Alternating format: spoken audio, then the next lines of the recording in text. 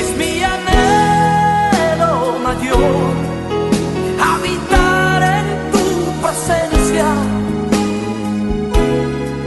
dominado por tu amor.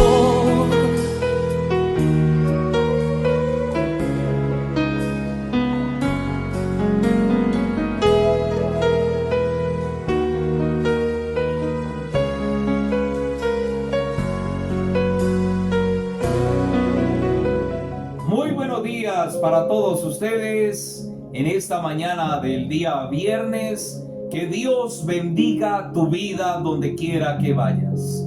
Démosle gracias a Dios por el nuevo día, por los 5 días que nos ha dado de vida. Padre, gracias por este día viernes con el cual tú nos coronas de favores y de gracias. Padre, gracias por este nuevo amanecer que tú nos regalas.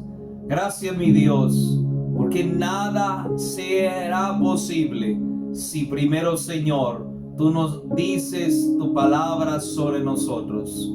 Padre, gracias porque hoy queremos oír tu palabra, mi Dios. Padre, dame revelación, dame, Señor, entendimiento. Abre, Señor de los cielos, mis sentidos para poder escuchar el consejo de tu palabra. Todo te lo pido en el nombre de Jesús. Amén y amén. A ninguno de nosotros nos gusta padecer. No he encontrado la primera persona que diga que está completamente satisfecha cuando vienen los padecimientos sobre su vida. A veces pensamos o tenemos el concepto que cada vez que Dios va a hacer algo a nuestro favor, va a ser fácil. No podemos acomodarnos a esa mentalidad, porque las cosas en Dios, todas, escúchelo bien, todas tienen un proceso.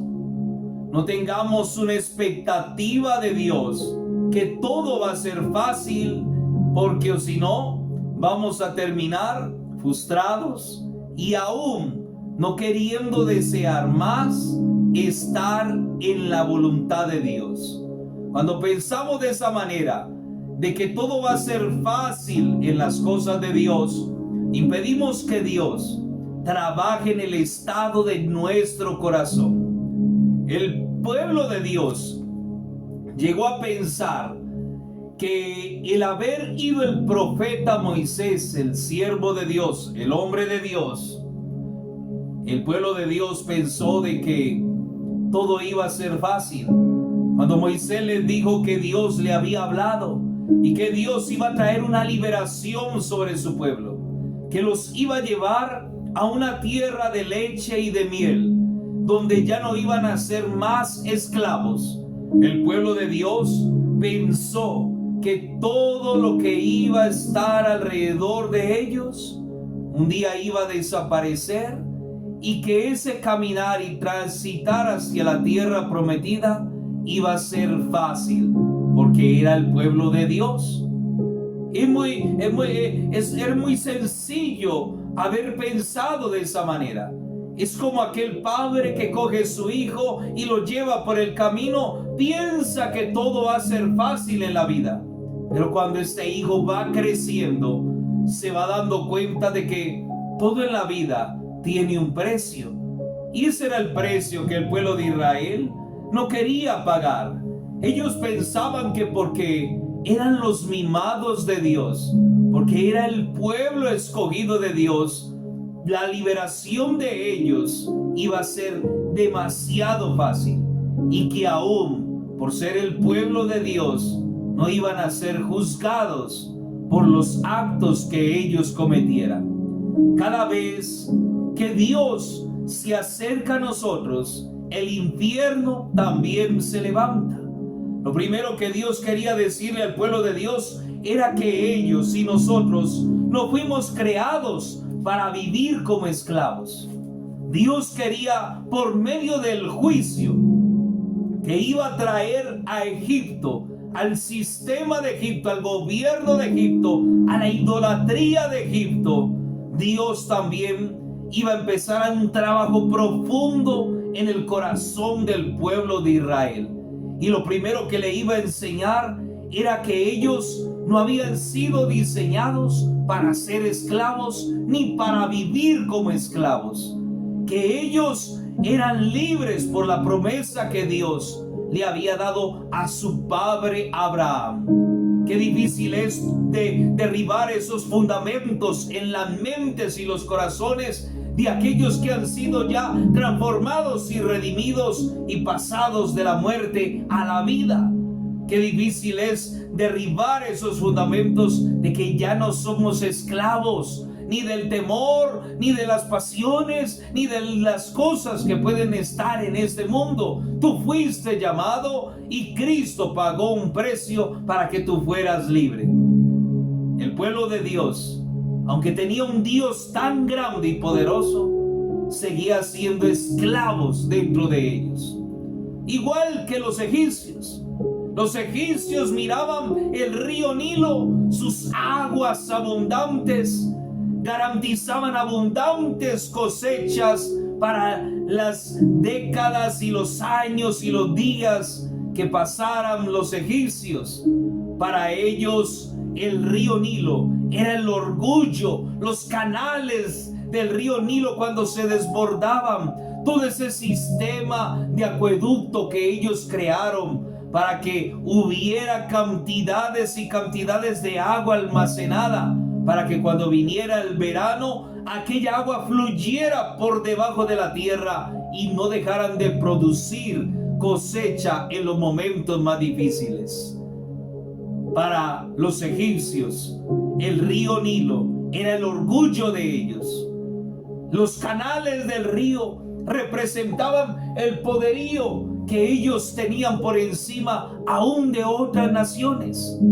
Pero si tú no sabías, para los egipcios, la diosa Osiris fue el dios que les enseñó, según ellos, la agricultura. Fue el dios que les enseñó a ellos la pureza, la grandeza de sus aguas saludables y abundantes. El Nilo significaba y Osiris significaba para ellos la vida de Egipto. Ahora, en la escena del juicio de Dios para libertar a su pueblo, ahora Dios iba a herir a uno de los dioses de Egipto, a Osiris y al río Nilo. En Éxodo capítulo 7, versículo 17 al 18, dice: por lo tanto, esto dice el Señor: te mostraré que yo soy el Señor. Mira, con esta vara que tengo en la mano, golpearé el agua del Nilo y el río se convertirá en sangre. Los peces del río morirán y el río apestará y los egipcios no podrán beber del agua del Nilo. Ahora, lo que anteriormente era el orgullo de ellos, era la fuente de su provisión. Todo lo que tocaba el Nilo iba a morir. Todo lo que crecía en el Nilo, peces, reptiles, de todo lo que había allí, iban a morir porque la vara de Dios estaba tocando aquel lugar. La vara de Dios, el dedo de Dios, la boca de Dios no estaba hiriendo elementos naturales solamente.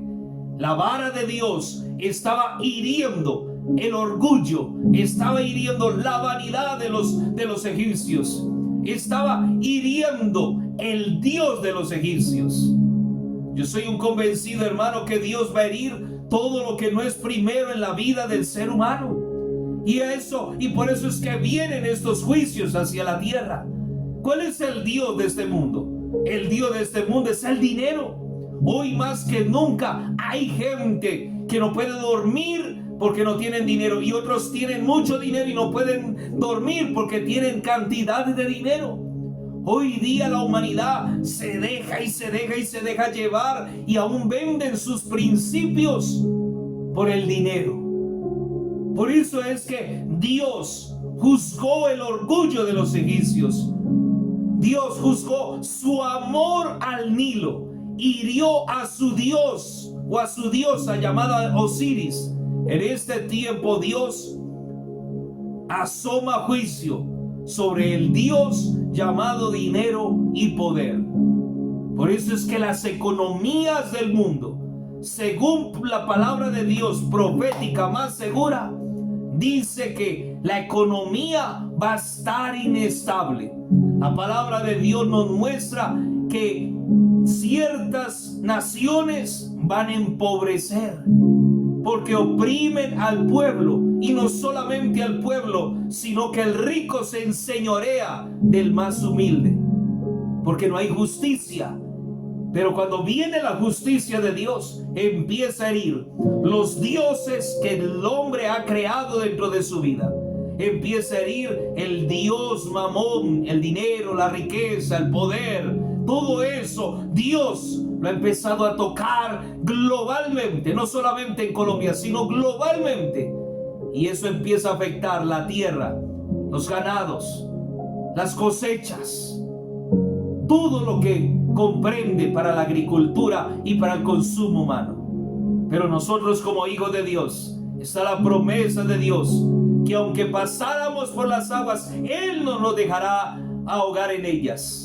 Que aunque el mundo ande en el fuego ardiente del juicio, la iglesia del Señor será provista, será llenada, será bendecida. Seremos llenos del poder del Espíritu Santo, y no solamente eso, sino que seremos alimentados sobrenaturalmente, como sucedió en pandemia, como le sucedió a muchos hermanos en el mundo entero, que donde no había cosecha, ellos habían hecho tesoros en el reino de Dios, y Dios abrió las ventanas de los cielos en el peor momento y envió provisiones especiales.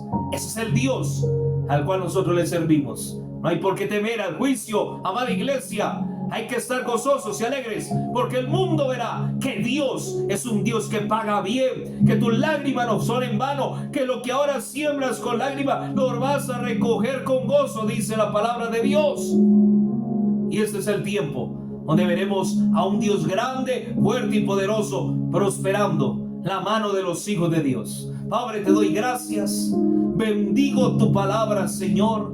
Y Padre mío, sé que provisiones especiales vienen sobre tus hijos, Señor. Padre, tu palabra dice que no verás al justo y su descendencia mendigar el pan, Señor. Señor, que no nos acostaremos sin que tú envíes la provisión sobre nuestros hogares.